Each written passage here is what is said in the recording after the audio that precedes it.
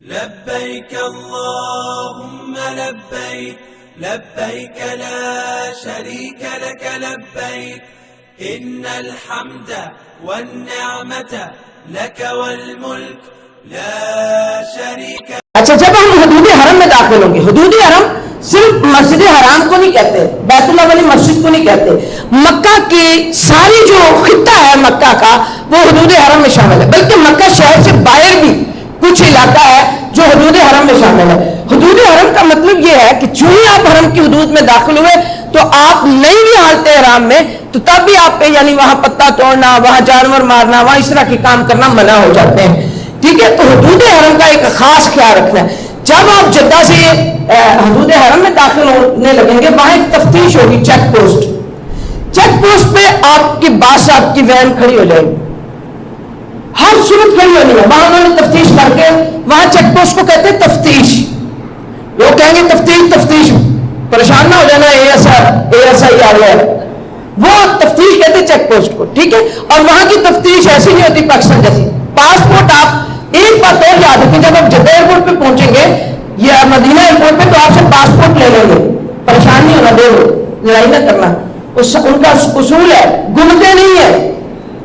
انہوں نے اتنا اچھا منظم طریقہ، وہ آپ کو لگے گا یہ تو پھینک دے گا، پتہ نہیں کون سا بندہ ہے، نہیں، کہیں نہیں پھینکے جاتے. وہ ان کے پاس ہے، آپ اس کی کاپی ایک رکھیں، اگر اللہ نہ کرے کوئی مسئلہ ہو، کوئی گمشم ہو جائے، کوئی پریشانی ہو جائے تو اس کا آپ کے پاس نمبر ہو. ٹھیک ہے، اور پاکستانی نمبر آپ کے پاس ہر ایک بندے کے پاس الگ الگ ہو. ٹھیک ہے، آپ کے ہر ایک کے پرس میں ہو، ہر ایک کی اگر بایا ہے اس کی جیب ضرور رکھوائیں، اس کی جیب میں اس طرح کی چیزیں ہونی چاہیے. اچھا، وہاں آپ کو پاسپورٹ دے دیں گے. اب وہ پاسپورٹ آپ کی بس میں، جس بس میں بھی آپ نے سفر کرنا ہے نا، اس بس میں ڈرائیور کے پاس آپ کے پاسپورٹ ہوں گے، اور ساری بس مل کے بھی ایک ڈرائیور سے پاسپورٹ نہیں چھین سکتی، وہ چیخیں مار کے آپ کو پیچھے کر دیں گے. تو بہرحال وہاں وہ آپ کے پاسپورٹ چیک کریں گے اور آپ کو کچھ کھانے پینے کو بھی دیں گے، مثلا کوئی زمزم چھوٹی بوتل یا عام پانی پینے والا. سعودی عرب میں آپ نے نلکے کا پانی، ٹوٹی کا پانی پینا نہیں، چائے نہیں بنانی، سبزی میں نہیں ڈالنا.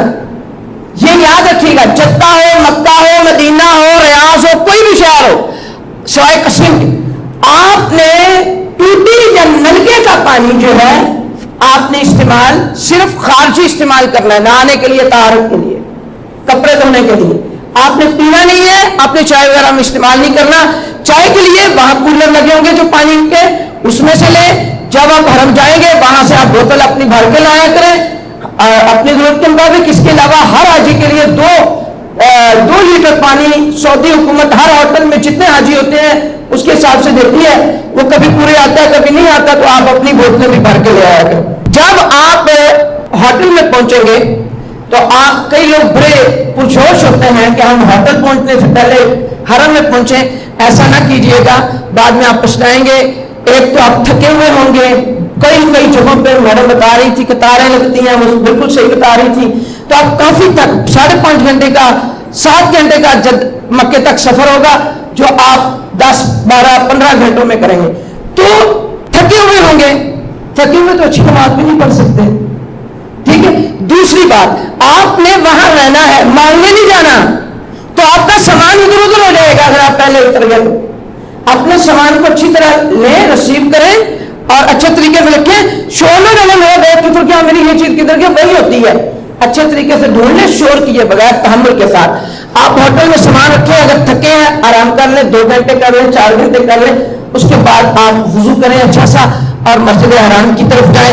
جب مسجد حرام میں ہوں، داخل ہوں، تو ہمارے یہاں ایک بات کہی جاتی ہے، بڑی ہر ٹریننگ میں کہی جاتی ہے اکثر میں، کہ آپ نظریں جھکا کے جائیں اور دیکھیں نہ ایسے اٹھا کے، کعبے پہ پہلے نہ نظر پڑے.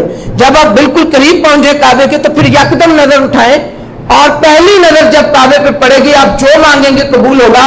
یہ صحیح حدیث میں نہیں آتا، اور اگر آتا بھی ہو، صحیح روایت میں آتا ہے، تو یہ تو کہیں نہیں آتا آپ تکلف کر کے نظریں نیچے چھپائیں اور پھر چانک دیکھیں. یہ تو عجیب سی بات ہے. دیکھیں جو فطری چیز ہے اس کو فطرت کے مطابق رہنے دیں. مذہبی تب ہے، کیفیت بھی تبھی پیدا ہوتی ہے، اور جب تکلف اور ڈرامائی طریقے سے آپ کام کرتے ہیں نا تو پھر وہ کیفیت نہیں پیدا ہوتی.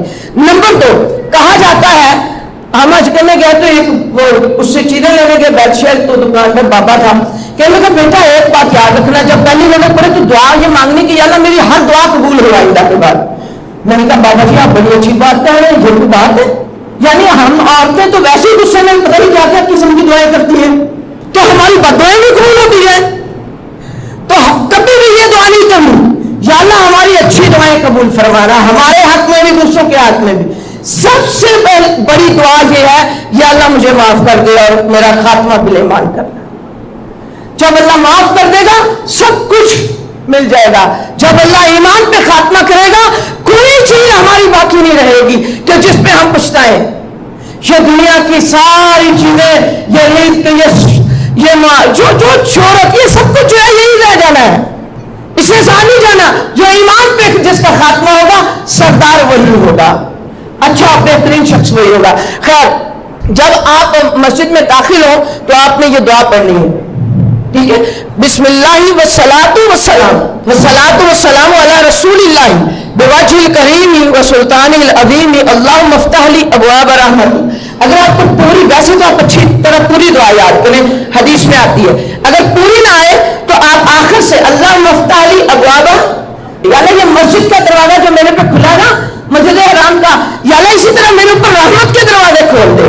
تو اس لیے سے آپ نے یہ دعا کرنی ہے، سنت ہے، ٹھیک ہے؟ اس کے بعد جب ہم مسجد حرام میں جائیں گے، جب بیت اللہ پہ آپ کی نظر پڑے تو آپ نے جو دعا کرنی ہے، جو لفظ پڑھنے ہیں، جو رسول اللہ صلی اللہ علیہ وسلم نے پڑھے تھے آپ نے وہ پڑھنے ہیں۔ وہ کیا ہے؟ اللہم زد ھذا البیت عزا وشرفا وتعظیما وتشریفا، یا اللہ اس گھر کی عزت کو، اس کے شرف کو، اس کی عظمت کو اور بڑھا دے۔ آپ نے اس گھر کے لیے دعا کرنی ہے۔ آج بھی ہم جب بکھرے ہوئے ہیں، تلکوں کی طرح بکھر چکے ہیں پوری امت مسلمان، ایک یہ مرکز اسلام ہے، یہ بیت اللہ ہے جو وہاں ہمیں چھوڑ دیتا ہے۔ وہاں کوئی ترکی نہیں رہتا، پاکستانی نہیں رہتا، کوئی یورپ سے آنے والا یورپین نہیں رہتا، سب کے سب مسلمان ہوتے ہیں، سب کے سب ایک دوسرے کے لیے ہمدردی کے جذبات رکھتے ہیں۔